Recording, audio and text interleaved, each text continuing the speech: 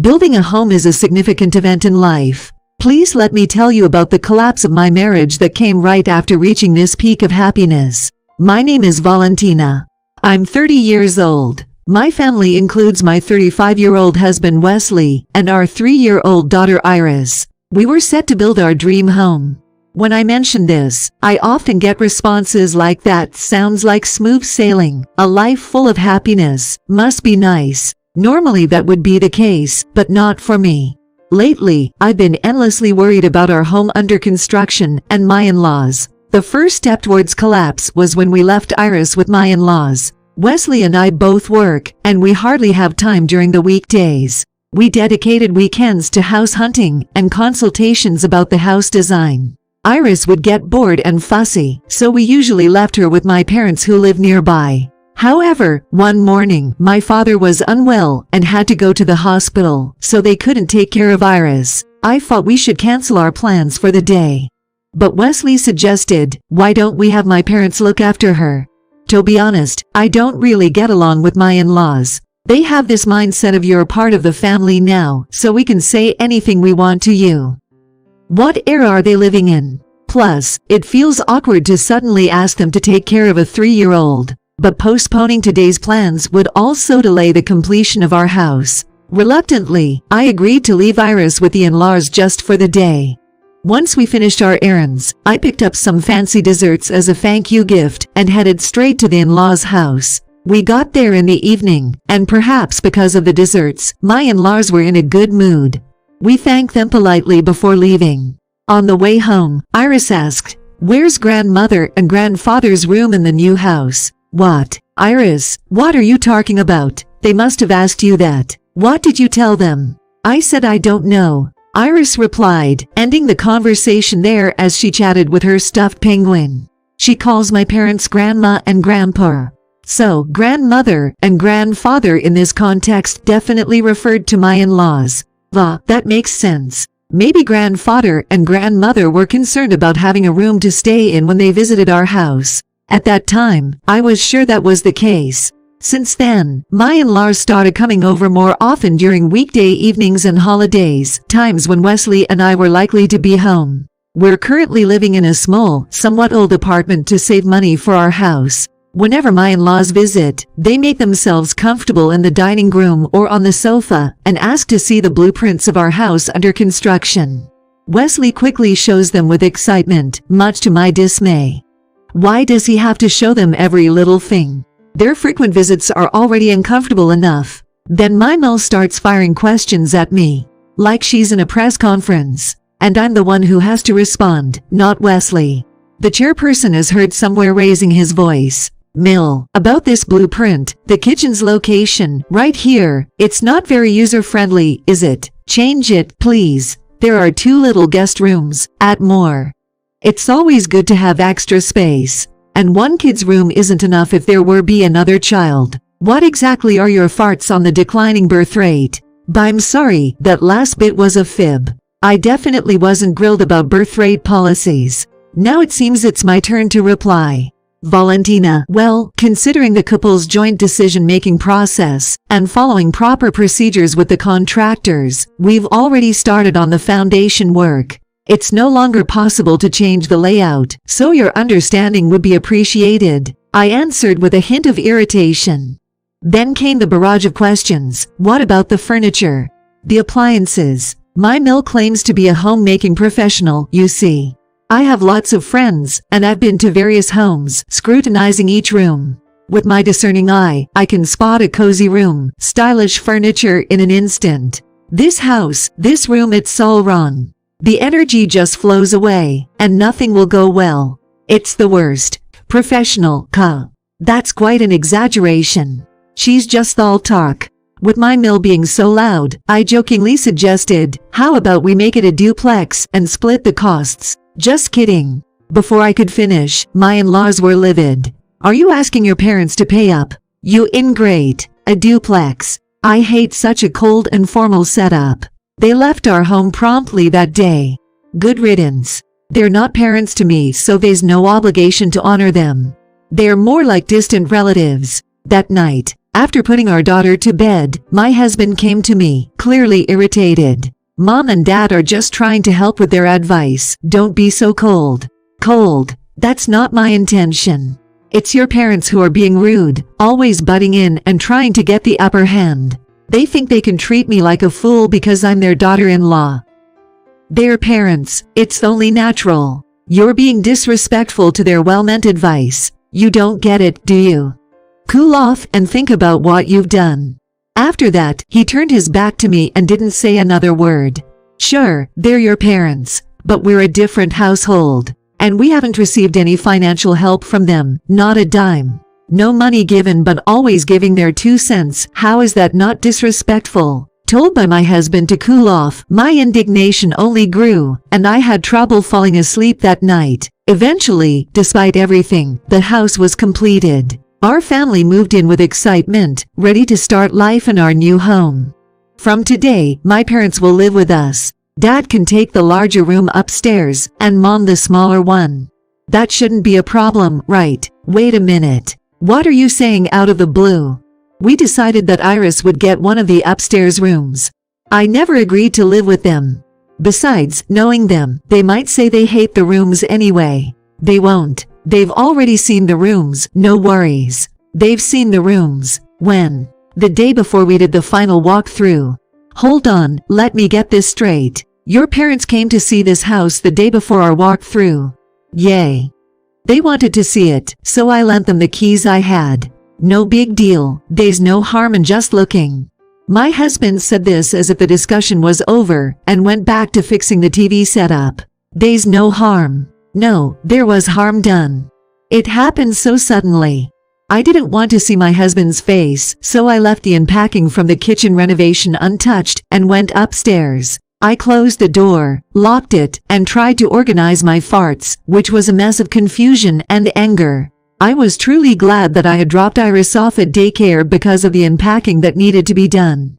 Thanks to that, I could be alone with my farts. Suddenly declaring we'd be living with his parents, I had completely run out of patience with both my husband and my in-laws. I didn't want to spend another second with those people. But we had just made a big purchase, a house. Calm down, take it easy. Think carefully about what's okay to say and what's not, for the sake of Iris and my future. Locked in my room, I carefully considered my next steps as I awaited the arrival of my in-laws. True to my husband Wesley's word, my Phil and Mill arrived after noon with a truck loaded with their things. Can't you at least come out to greet us? Honestly, no manners at all. Oh, no things put away yet. How useless. After they had their say, they entered our brand new home as if it were the most natural thing in the world. Listening intently from the second floor, I went down to the entrance to confront them. Phil, Mill. I wasn't informed about living together with you two. My first words came out colder than I expected. My Phil, seemingly offended, was quick to blame me. I told Wesley about it. That should be enough. No, it's not okay. I just heard about this living arrangement from Wesley this morning, and I have no intention of living with such disrespectful people. What? Wesley agreed. Do you think it's okay for a wife to contradict her husband? Yes, indeed. Such a presumptuous wife. If you don't like it, maybe you should be the one to leave, Valentina. I knew it. I've always felt this way, but our ways of thinking are too different. I can't have a proper conversation with these people. As I was silently figuring out how to respond, Wesley rushed over, looking flustered. What are you doing, Valentina? Don't start a fight with my parents. A fight? This isn't even close to being a fair fight. I'm just being berated for being a wife. And now, once again, my husband is blaming me. It just reaffirms that they're cut from the same cloth. Wesley, I can't live with your parents. You can't. Don't make things hard for me. You're my wife, so you should be listening to me. I'm an individual person before I'm your wife. Do you think you can just force me to obey? Hearing our exchange, my Phil shouted, "We don't need a daughter-in-law like that in our house." Wesley then agreed with his father. Maybe that's true. A wife who can't respect my parents might as well get a divorce. That's what I was waiting for. Fine. Let's get a divorce. I said it clearly, making sure my words were heard. A husband proposing divorce, and a wife agreeing. I hoped my smartphone in my pocket was recording all of this. I continued on cautiously.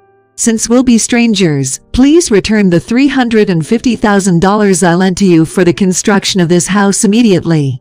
What? My Phil and Mill were so shocked that they were at a loss for words. My husband looked at me with a face that had gone beyond a pale blue to a ghostly white. I had to explain the situation with utmost care and detail to my in-laws, who were of course oblivious to all of this. You seem to be under some misconception, but Wesley hasn't contributed a dime to buying our house. It was built entirely on my savings because this man, with zero sense of planning, had absolutely no savings. We both worked and agreed to contribute an equal amount for living expenses from our incomes.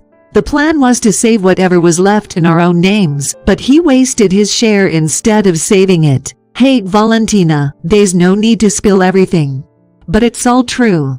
And yet, when it came down to buying a house, you insisted it had to be in your name. That's why I treated it as if I was lending you the money. We have a promissory note, so you can't pretend this never happened. No way.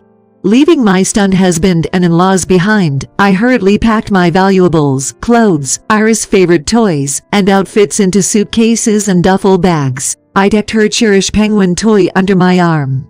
I quickly packed everything into my compact car and started the engine, saying goodbye to the new house, which had been a brief part of my life. Then, I went to pick up Iris from daycare and headed to my parents' house. My parents were quite surprised to see me show up out of the blue in sweats with a ton of baggage. I know it's sudden, and I'll head to a motel if I'm imposing, I said hesitantly, but they quickly assured me that I wasn't and asked me to stay. I later found out they were concerned I might do something drastic with Iris in tow. In reality, I was determined to protect her at all costs. I explained everything to my parents. My intention to divorce a husband with not a single redeeming quality, and my firm desire to take full custody of Iris. They promised to support me wholeheartedly, and suggested I stay with them for a while. This was a very welcome offer for someone working like me. That night, I compiled a document detailing all the events that had transpired with my husband, his parents, and backed up the audio recordings I had taken on my phone onto my computer and external media. Armed with that, I used up all my paid leave and the weekend to visit several law firms. I finally found a trustworthy lawyer and officially hired them. Things got busy, and it was already a week since leaving the new house. After work, someone was waiting for me outside my office. It was my husband. I wish I could call him my ex, but legally he's still my spouse. I didn't want to have a conversation with him, but I was worried about an outburst, so I chose to go to a cafe where there were people around. I didn't forget to turn on my phone's recording function, just in case. I tried to remain calm and asked him, "Is there something you wanted to talk about?" "Yay, it's about the house. I'm giving it to you, Valentina. I'll change the deed. Can we call it even then? I'm sorry, but I just can't bring myself to live there anymore. Your parents stepped foot in there before us, didn't they? Does that minor detail really matter? It's not minor to me. I can't do it." After taking a sip of my coffee, I looked at him intently. His hair was disheveled, with strands sticking out here and there. A stubble was growing on his chin, and his complexion was far from healthy. He was wearing a suit, but his shirt was wrinkled as if it hadn't been ironed or been to the dry cleaners in ages. It was clear he wasn't leading a well-kept life. "Please, Valentina. That's a lot of money. I can't just pay it back that easily. You knew it was a lot when you borrowed it. I did suggest the house be under both of our names, or even just mine if that'd be better. But you insisted, it's my house, it has to be in my name. That was your decision. I thought I'd be the homeowner. And about the divorce, I didn't mean it seriously, it was just a threat. Why are you taking it to heart? I mean it. I'm out of patience, and a divorce is definitely happening. Being broke is one thing, but I can't imagine dealing with such rude parents like yours. Is it really that bad? Iris is waiting for me, so if we're done here, I'm heading back. Wait, I'll take Iris with me. His words sent a wave of unease through me. When I got back home, I asked my parents to be careful not to let Iris be taken by force. A few days after my ex's visit, I got a call that a couple resembling my in-laws were at the daycare. I left work early and hurried to the daycare. Luckily, because I had informed them beforehand, the daycare staff had my in-laws wait in a separate room. They made sure they didn't get to see Iris. As soon as I entered the room where my in-laws were, I was yelled at. "Give us back our granddaughter. You're no better than a thief." "What do you mean by thief? I haven't stolen anything. If not theft, then it's fraud. You must have done some dirty deeds to get all that money. Otherwise, there's no way you could have that much cash at your age." "No, the money I lent to Wesley was all mine, fair and square. It's what I saved up myself, what my parents and grandmother gave me as gift money while they were still alive." "Gift money?" "Yes. Every year, they would deposit money into an account under my name, an amount that wouldn't incur gift tax. That total, along with the money from the stocks in my name that I sold and the savings I've scraped together, makes up that amount. I had no idea it was actually Valentina's money." "Didn't you two give Wesley gift money?" "It's not too late to start. At that, my father-in-law groaned and fell silent. My in-laws are flashy and prideful, and they love their luxuries. As just a regular middle-income family without any passive income, their savings can't be much. It was obvious they had never even thought about making such a gift. "I'm sorry, but I will be divorcing Wesley. And I'll be taking Iris with me. Please don't bother coming to the daycare anymore." With that, I took Iris and quickly drove back to our home. Despite my warnings, Wesley and my in-laws came by several times after that. Each time, I tried to talk them down as calmly as possible, but sometimes they grabbed my arm or subjected me to verbal abuse.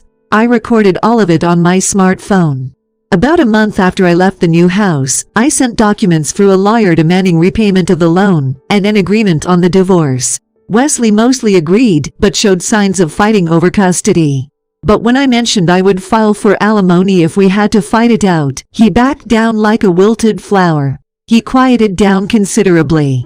After all, I had plenty of evidence, and they had no savings to speak of. It took some time, but I got the repayment of the money I lent Wesley, won custody of Iris, and successfully got a divorce. The repayment of the debt from Wesley took longer than I expected, because the sale of the new house didn't go as planned. At first, I thought Wesley and his parents would live in the new house together, but they didn't. The reason was simple. They couldn't afford the $350,000 it cost to buy the house. My husband, for starters, had no savings, and even if he had sold the old house his parents used to live in, the amount wouldn't have come close to what was needed. In the end, they had to put up the new house for sale at a price lower than what it cost at purchase, and after a few price drops, they finally found a buyer. My husband had to get a bank loan to pay for the difference in price at purchase and the seller's commission. Now, with the house gone and saddled with debt, he has moved in with his folks in their rundown place. To add to the situation, Wesley's sister returned home with her two sons after her divorce. The boys are in middle school and high school. Because of the cramped and dilapidated single-family home, 6 adults packed in together, their quarreling voices have become the talk of the neighborhood. This family no longer bothers us. Since they can hardly afford child support, I doubt they want to show their faces around us. 4 years have passed since then, and my daughter, Iris, has become a second grader. The two of us are currently renting a place close to my parents' home. On days when I have to work late, my parents take care of Iris, and with their help, we're enjoying our days happily together. I had been thinking it wouldn't be too bad to continue living just the two of us without remarrying, but lo and behold, I'm currently seeing someone. He's a 36-year-old man with a past marriage and a first-grade daughter. We often saw each other at daycare drop-offs and pickups, and after many conversations, he asked me out. Lately, the 4 of us have started going out together. The other day, Iris offhandedly said, if we ever build a house, it would be nice if all 4 of us had our own rooms, and we could have a dog. That comment made my heart skip a beat. That's because, not too long ago, this man proposed to me. There's a lot to consider, especially the kids, so I've asked him to wait for my answer, but I've made up my mind. I walked over to Iris and hugged her, saying, "You're right, I'd like to build a house again. But this time, we'd all discuss it together and make it a home where everyone can be happy."